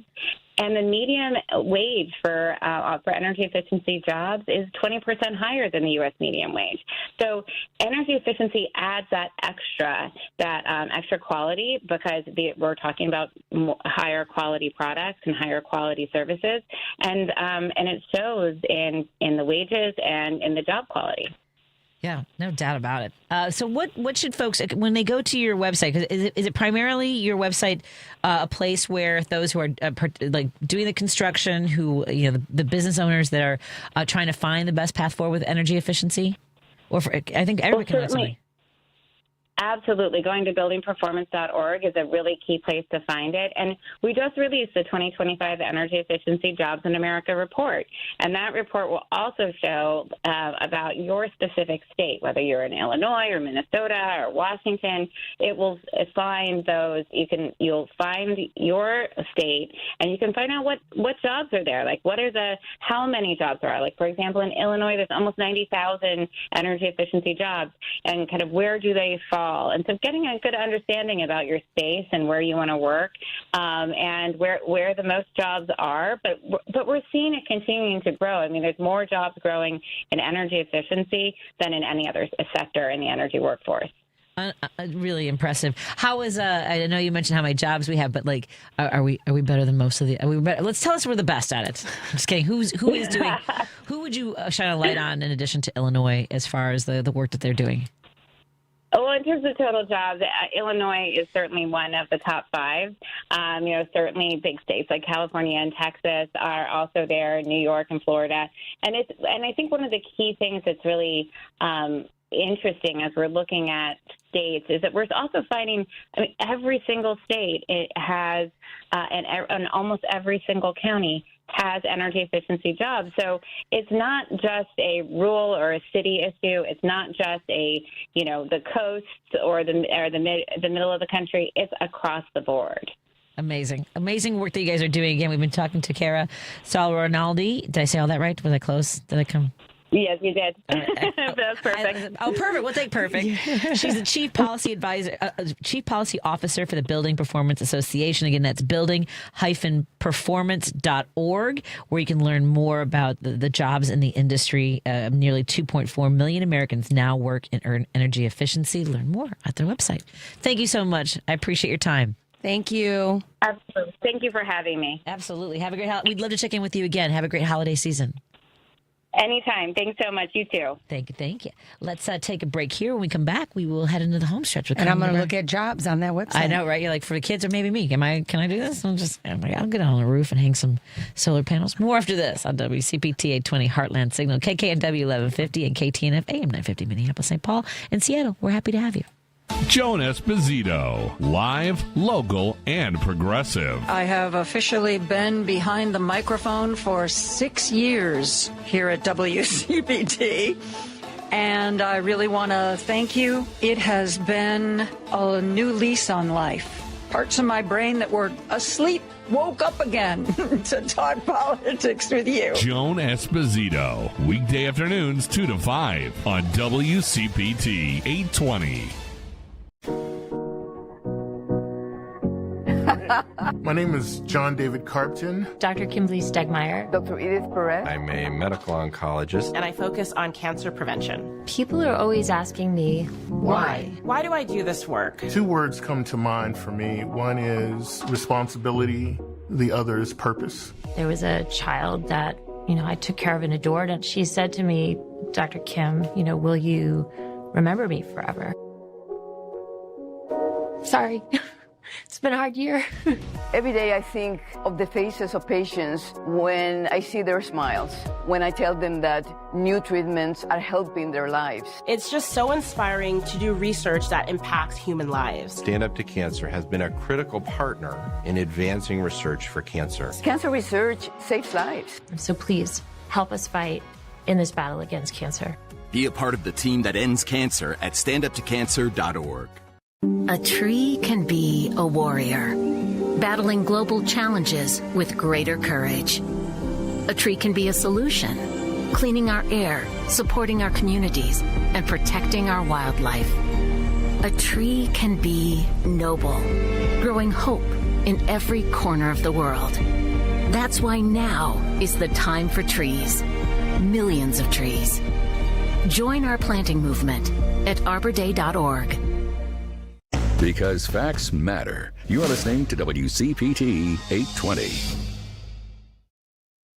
Union Strong Chicago continues to lead the way with progressive values and in preserving democracy. Your support of the Minocqua Brewing Company Super PAC efforts in Wisconsin and beyond strengthens the fight against MAGA Republicans.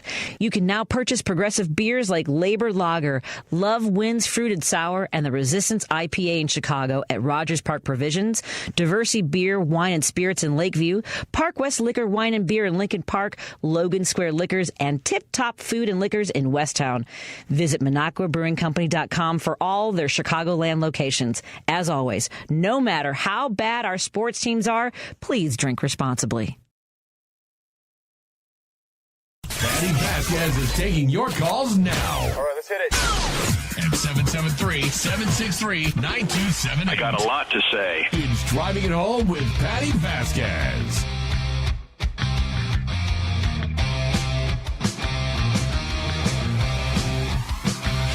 We are heading into the home stretch with our good friend Carmen Navarre Gercone into guest co-host with me today. And guest co-host me, I started doing this years ago. I used to call my guest co-hosts sidecars. And and I remember the at the station, they were like, yeah, why do you keep bringing, somebody? I'm like, I'm a stand-up comic. I need somebody to go back and forth with or have a reaction, something. And they're like, well, we just want Patti to be Patti. I'm like, I'm Patti with my friends who are talented and have perspectives, who are experts in different fields. Like, that's the way I've always done it. I just enjoy that. And sometimes conversations are just kind of like things will come up and just helps make more sense. Yeah, I agree. Especially in this crazy world. Oh, no, my God. It's I do want to ask you, because you are my law enforcement expert, and the ICE agents are back in big numbers today. Do you hear, like, through the grapevine anything that's happening? Or I don't want to put you on the spot because... No, you're not going to put... I hear what everyone else hears. Okay. I see what everyone else sees. I just don't feel the same way that everyone else feels in law enforcement. In law enforcement, which is a difficult position to be in, because you have people, you can't fight law enforcement. I'm like, but we have to follow the rules. Like that is not the law. Like we are violating. Like I say we, but it's not us. I'm like, they're violating people's rights. Like, you can't argue that. No. In no world can you make that right. Like, well, they broke the law to get here, and I'm like, do you understand? Even if you see somebody snatch somebody's purse, can you decide that you're going to do everything for me? You're going to be judge, jury, and executioner? You can't, right? You got to follow the laws. You got to read them their rights. You've got There's a process. Yeah. Where is the process? How can you even defend that? I don't get it. And so that's the frustrating part. Well, and if you're talking to people in law enforcement who are, getting their rocks off on this, then they want to also have the same ability to do that to people. Like, to not read them their rights and just grab people. And I mean, I know, I haven't been around friends, like my friends who are MAGA or, folks that are jazz. I just haven't for over a year, really. And I can't imagine. I mean, I know that they would tell me the most important thing that the way they understood their training was to get home to their families. Mm-hmm. Right. And I understand that. I don't know why it has to come at the expense of us getting home to our families. Yeah. And just like in anything, the majority of, and I shouldn't make it sound like it's but I know the majority of law enforcement professionals like see it and are like, I don't want to touch that with a 10-foot pole. Like, they know it's wrong. It's just that the ones being the loudest are the ones that think it's right. Okay. And so those are the ones you hear. And then everyone else is kind of too quiet or too afraid to say anything and stand up. And that's what makes me sad. It's like, no, you've got to tell them that is just wrong. Yeah, absolutely. And I don't know if you watch obviously it's been an onslaught of bad news over the last 3-4. I mean, it hit me. The Brown shooting hit me so in a place that was unexpected. I had taken my son to that campus. That was my number one choice for him, was Brown. I thought it was a place that he would really thrive. And but just thinking of, I mean, I have a senior in college. I mean, you have kids. You think about where they.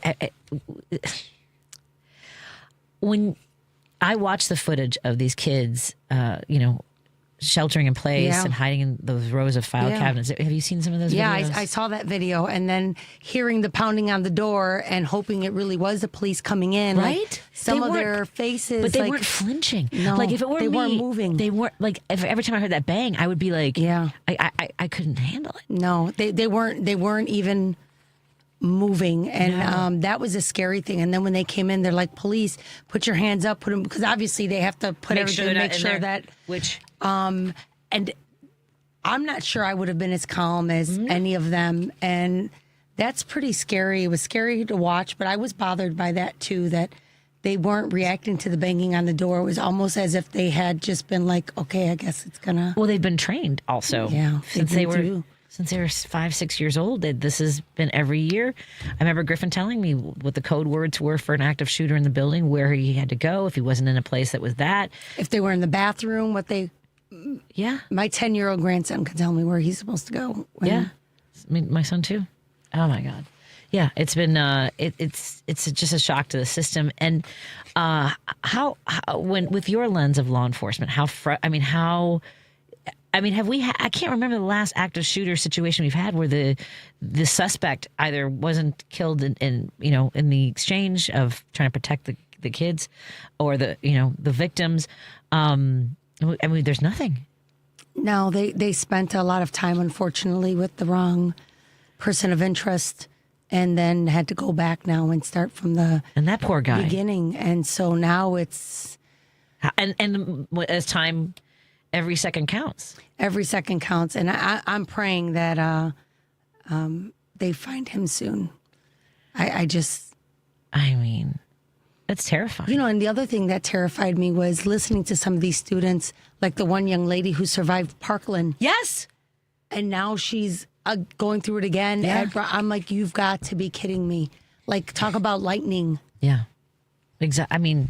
It's crazy, and it gives me chills just to think about these kids going through this. And as the senator, our friend Senator Mohamed from Minneapolis, not just she mentioned the school in her district that was while they were in church, and also their Speaker of the House and the former Speaker of the House and her husband at their home, by people dressed in like a guy dressed as law enforcement. And so it's just all this. You mentioned this earlier. They want us frightened. They want us to just comply. Be very submissive, compliant, and just not ask any questions and not want confrontation, and just be like, here you go. Yeah, like that's what they want. Okay, so those are the things. But that's not what they're getting. No, I know it's not. Did you hear any of what Susan Wiles said about Donald Trump today? So she apparently gave his chief of staff, isn't that her role? She apparently gave some interview to a magazine saying that he has the personality of an alcoholic. That's what she said. There was a ton of stuff that she knows that he's in the Epstein files and that Bill Clinton didn't do anything wrong. Which was, what was she on? Do you think she was like was she on Ambien or something? She said J.D. Vance is obsessed with conspiracy theories. He came out today and said, well, yeah, I believe in some conspiracy theories if they're good ones. And then she says that Russell Vought is an extreme right-wing nut job, which we already knew. This is the guy that's trying to claw back every single dime from programs that save lives every single day. Yeah, well, there's a shocker. I know. So yeah, there's a shocker. It's I don't know what's happening. I don't know if the wheels. I don't. Whenever there's a sort of a weakness, or it's like Republicans start calling him out, like Marjorie Taylor Greene. You don't see that as anything that's going to come with any. No, I do not, because there's still people who think that the stuff he does and he says is funny. Like, you still have those people, like they just want a reaction, and they like that he's doing that, because nothing of what he's done has affected them yet. So the only ones you see coming forward or saying anything are the ones who are finally getting hit with something that affects them. Right. So it's the dominoes. So as the dominoes get closer and closer to those to him, I know I shouldn't, forgive me, as I look up and sorry, God, but I have to laugh when one of them gets, hit with their own garbage. Right. It's like, now you don't like that? Yeah. Aw, too bad. Now you know what everyone else is feeling. The FAFO? Yeah. The leopards. And the leopards would come from my face. Do you know when I knew we were cooked? The first time I heard someone say they didn't believe the planet was round. That was and what was it, over 10 years ago. Remember when this started, like about 12 years ago or something like that? And that's when I knew we were cooked. I'm like, oh. And that we haven't been to the moon for real. Yes, exactly. All these things. I was like, We've never been to the moon. We're done. We're done. We're cooked. Whatever happens next is because these people started saying the planet was flat again. Yeah. It's demonstrative. Like they don't believe in gravity or it's just nuts. At any rate, that's when I knew. That's that. Do you have a moment like that where you're like, oh, this is, I mean, like for some people it's Trump winning, you know? I don't know if you have a moment where you're like, oh, we're done. It was him winning. Yeah. Yeah. Because I just knew it's like, what are we going to do? Like, he's 4 years. What are we... Yeah. Like, it's survival instincts kick in. Like, that's what we're in, survival mode. Yes, exactly. Well, thank you so much for joining us. Yeah. Oh, do you have an event coming up that's open to the public? No, or we support? we just passed, but we still are looking for support. We just had our Women of the Shield Impact Awards. It was awesome. We honored Amy Morton for her role as Sergeant Trudy Platt. Isn't she great? Yeah, because she's the only one who shows like that. That is what being a woman in law enforcement is, trying to balance a husband and a family and then a job and being a supervisor. And she does it so well. But it was an awesome event. So, yeah, to learn more, just go to womenoftheshield.org. It's all there. Support the future of law enforcement. Excellent. And by the way, for folks who don't know, Amy Morton is on the series Chicago PD. Yeah. And she's like one of Chicago's great actresses. So very cool. Thank you, Carmen. We'll see you on Thursday. Yes. You are slated to be here again to guest co-host with me, and I appreciate that. And thank you, everybody, for tuning in. Thank you to our sponsors, Pride Coffee Roasters, Minocqua Brewing Company, and Source Solar. Thank you, Lady B. Love you. Talk to y'all later. Bye. As farmers and ranchers, stewardship of the land comes naturally. Your work keeps our water clean, improves the soil.